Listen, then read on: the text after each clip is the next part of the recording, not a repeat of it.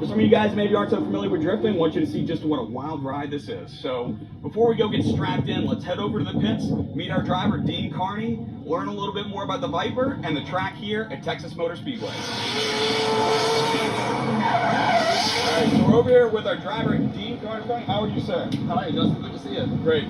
So Dean, can you give us a walkthrough, tell us about the car, tell us what makes this car so damn fast. Yeah, so it's a Dodge Viper motor.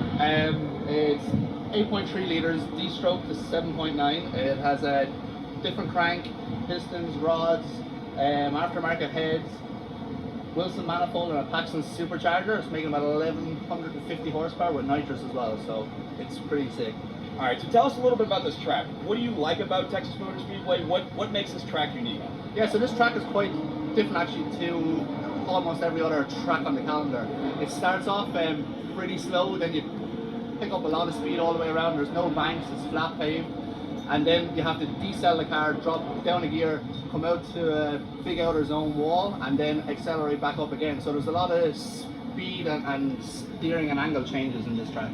Well, thanks for showing us the car. Yeah, absolutely. Good luck today. We're looking forward to riding along, getting to experience what it's like to drive a real 1,000 plus horsepower drift car out on this racetrack. Yeah, man, I can't wait to see the expression on your face. Yeah, me too.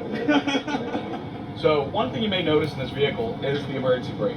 This isn't like a normal emergency brake you have in your car. On a normal emergency brake, you have a cable-driven brake that goes to a small caliper that sets the emergency brake. In this case, this is hydraulic-assisted emergency brake that goes to a full-size caliper on the rear.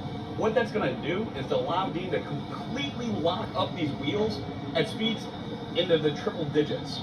Another thing you're going to notice about this car is that there is no insulation. It is essentially just a tube chassis, which makes this thing extremely light. So when you couple an extremely light vehicle with about 1,100 plus horsepower, you can imagine we're going to get some pretty interesting results once this thing gets out on the racetrack.